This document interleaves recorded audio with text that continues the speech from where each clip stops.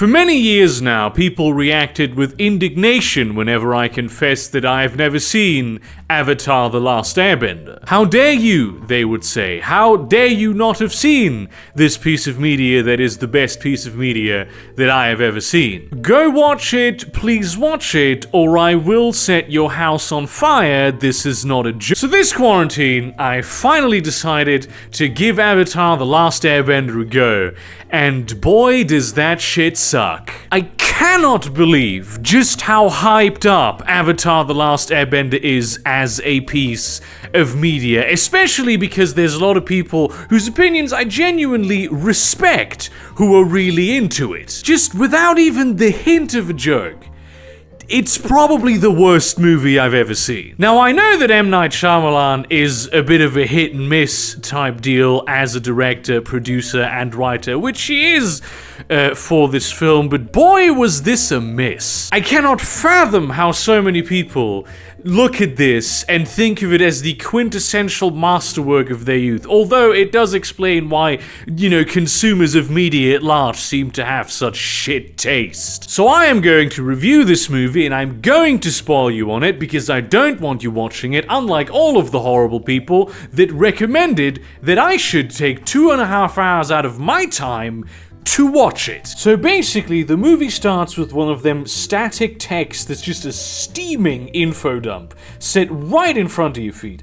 And boy, does it reek of just pure boredom. It's like it was all done in one take by someone who isn't even trained to be an actor. Which, by the way, what the movie should have been called is just, as you know, the expositioning. Also, everyone just keeps on repeating their names and who they are all the time, like they're a child that only just gained an ability to form a self-concept. It's a big agglomeration of the worst filmmaking techniques. Then you have this person who has apparently survived at least a decade and a half of being a guy who lives in the Antarctic ice and yet somehow walks around with his head completely uncovered, and also decides that it is a good idea to bash on a piece of clearly unstable ice he is standing on. And somehow they find a little boy who has been in cryostasis for 100 years, which made me go, wait, hang on a second, I never finished my biology degree, but I'm pretty sure this is not how bodies work. But it later turns out he was dead all along and he just gets reincarnated all the time, so I'm willing to, a suspension of disbelief in some tardigrade genes or so, whatever. The kid is apparently the Avatar, which we have been told earlier is the guy who can control all of the elements instead of just one of the elements. Then these two kids have this just incredibly stilted and shit conversation. How'd you get all the way out here? I ran away from home. We got in a storm. We were forced under the water of the ocean. Oh, I see. But let's be honest, this scene is not even as bad as it gets. There are just close-up shots in this film that are really just very uncomfortable. Are you comfortable right now? Because I sure as shit am not. In any case, this fire wizard guy shows up at the ice town on a cool warship and goes, look, I want the Avatar, and also I want to start an over 60 aerobics class because I really think the elderly generation needs to stay healthy in order to pass on their wisdom for as long as possible, which, let me tell you, the elderly of this world do in the form of, once again, just massive info dumps. The idiot hunter and his water wizard sister, for some reason, now have a deep connection with this kid that they met like a few hours ago, at best, maybe a day. I'd be willing to grant them a day. At least the sister does. And so when he gets kidnapped, she's willing to risk her life to save him. But her brother says no, and she goes, well, would you save me and not him? And he goes, yeah. You're my sister. And there's this tiny fraction of a moment where you can see her facial expression go, fuck yeah, well, that's actually a very good point. Damn, how am I gonna win this argument? And so Avatar is on this warship, and the old guy does just an extremely obvious test to see if he is the Avatar. And look, I know this is a kid, but is he, like, mentally handicapped? Is that something that comes with the tardigrade DNA? That he falls for this just very obvious ruse and confirms that he is, in fact, Avatar to the guy who just threatened to burn down a fucking village to find him. But luckily, he's also, like, just a combat savant, and he escapes this warship full of elite soldiers the second he no longer wants to be there. So then, with his two new friends, he rides on the back of whatever the fuck this is to travel to the Air Monastery where he used to live. And then it turns out it's not actually the past, but the present. 100 years have passed, and none of the people he knows are alive anymore. But I suppose he expects to find at least something.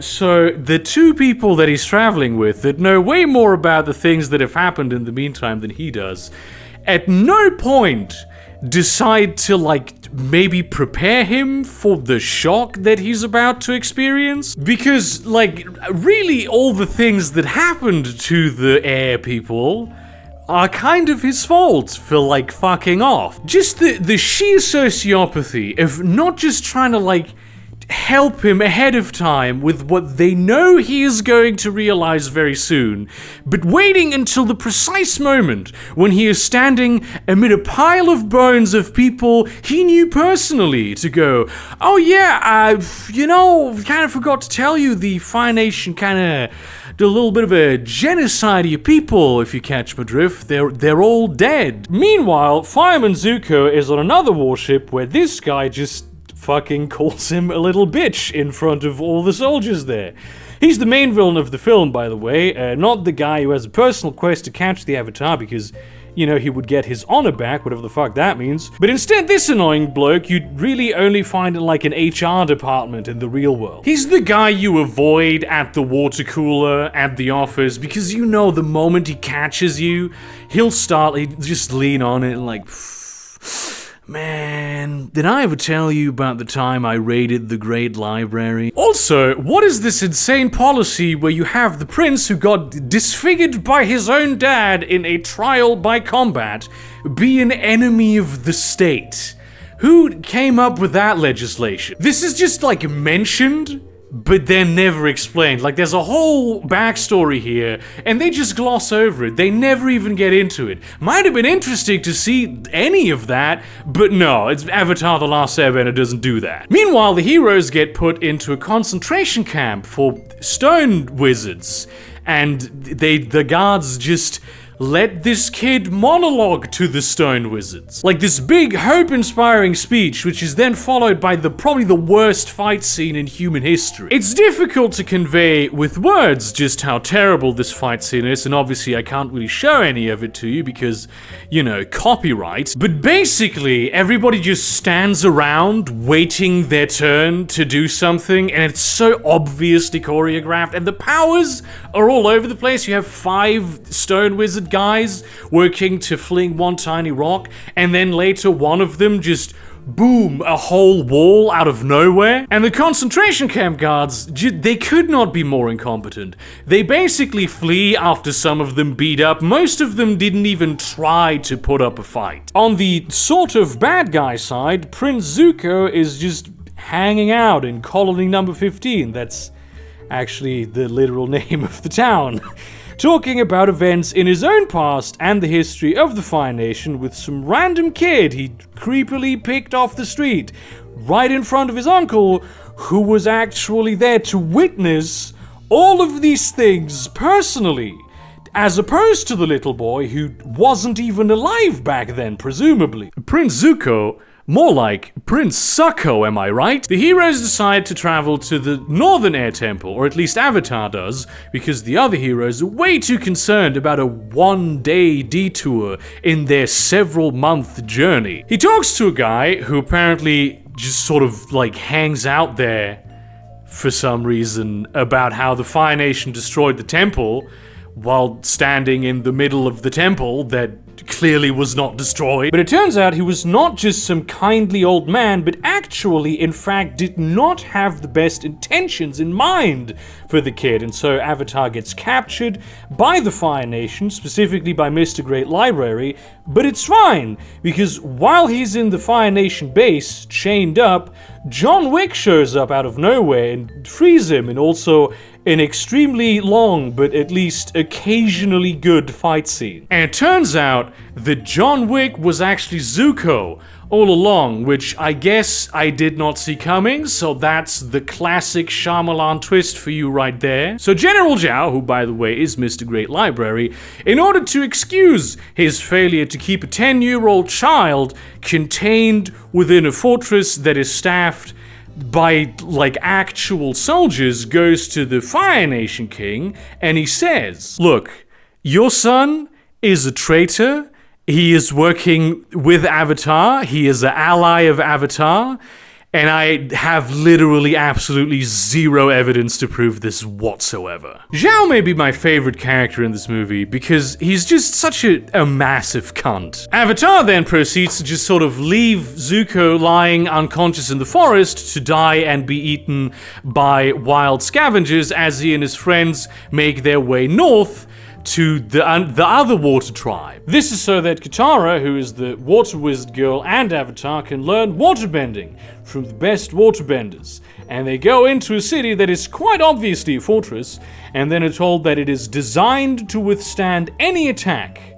Which, you know, yes, that is indeed how fortresses work.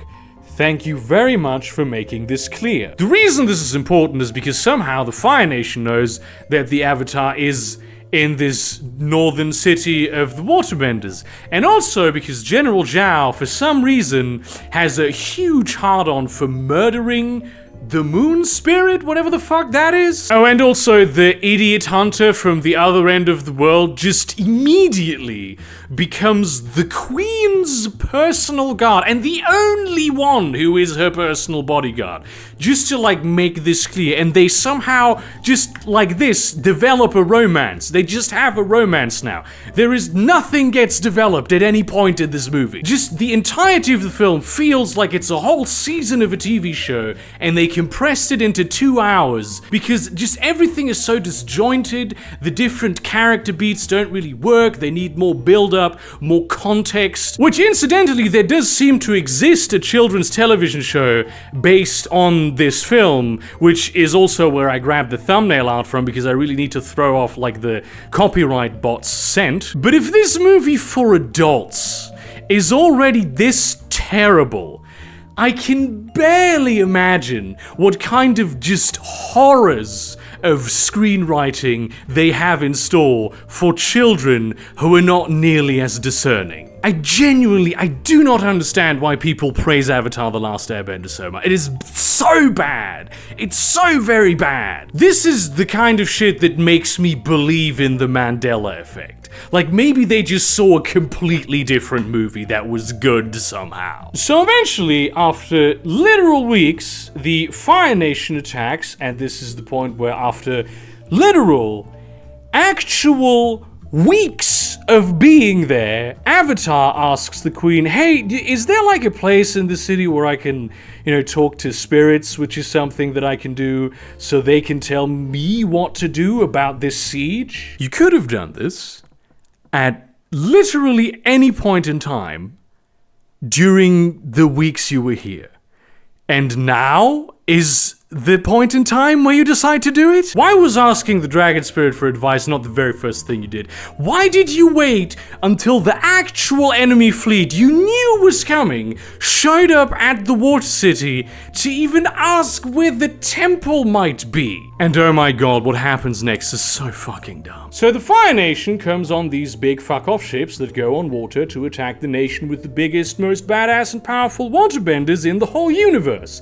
And they decide to not work together, as we have been shown is possible earlier in the movie to, fuck with the big fuck-off ships by maybe dragging them under or hitting them with a massive tidal wave. The city too just keeps on operating like normal normal. Like, just people go about their business while there's the war fleet outside. Motherfuckers are tunneling in through the ice with their whatever weird machines that they have. Gotta chase that bag. So the dragon spirit inside of the city with the most experienced and powerful waterbenders in the whole universe tells the Avatar the very simple piece of advice of just literally do the most obvious thing imaginable, you fucking imbecile. So the queen, who in spite of being the queen somehow is not in, say, a safe house, a fortified position, maybe the keep of the fortress or something to that effect. No, she's just hanging around, walking all over town that's being attacked by fire soldiers tunneling in through the ground with her one single incompetent bodyguard. That's what she is doing. She reveals that she was actually stillborn. I think. I don't actually remember all that well. It was kind of boring. And the moon spirit gave her the life essence of the moon spirit so she could live, and this is why she has Geralt of Rivia hair. Meanwhile, General Zhao just straight up just fucking waltzed into the city to kill the moon spirit, just goes right to the temple. It is never explained what spirits are even really, but you know, it's not that outlandish a concept, so I'm willing to give it a pass. General Zhao goes to the temple where there's a fish, and the fish is the moon spirit, and so he decides to stab the fish. And old guy Iroh also is there, and he decides, you know what?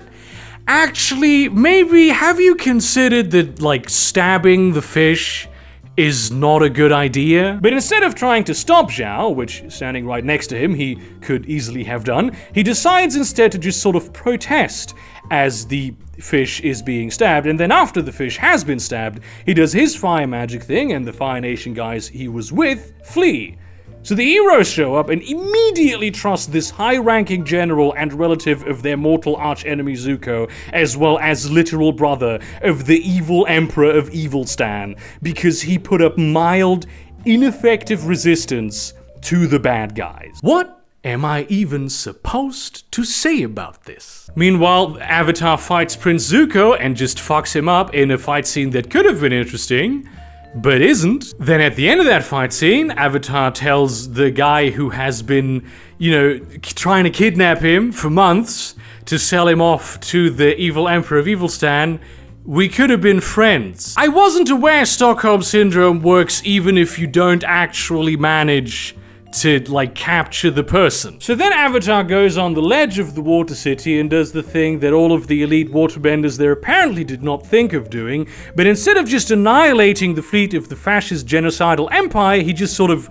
makes them decide to flee, because the Avatar is not supposed to harm anyone. There's this, you know, moral conundrum that goes, essentially, if you have the opportunity to blow up the Nazi tank factory, you're kinda, like, complicit in the Nazi crimes if you don't do it. Now granted, there is a major difference. In the thought experiment, the factory's empty, there's no people who die, but let's be honest, the guys in the fleet are soldiers.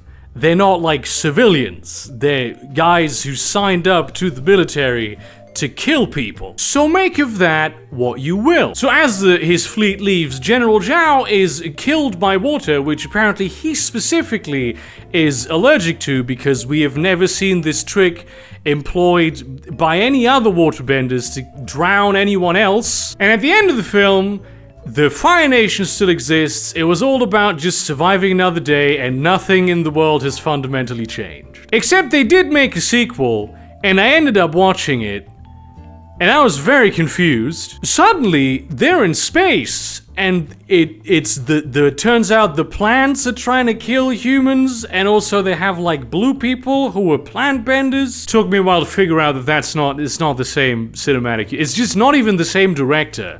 It's a completely different thing. It was just also supposed to have a bunch of sequels. Also, terrible film, by the way, just not as bad as this one. So, do I recommend Avatar: The Last Airbender? Absolutely not. It's so fucking terrible, and I have absolutely no respect for anyone who considers it a major cornerstone of culture, because it's just so very, very bad. I haven't seen anything this terrible in many, many years. It's all garbage, and none of it should have been made in the first place. I deeply regret listening to anyone's recommendation of this You all have terrible taste. Nonetheless, thank you very much for watching this review. Like, comment, subscribe, do all the things, share this to your relevant communities, but do not spam them. Consider buying some of my merchandise or my short story collection, which obviously I'm not saying that it's any good, but it's certainly better than Avatar: The Last Airbender. And in that spirit,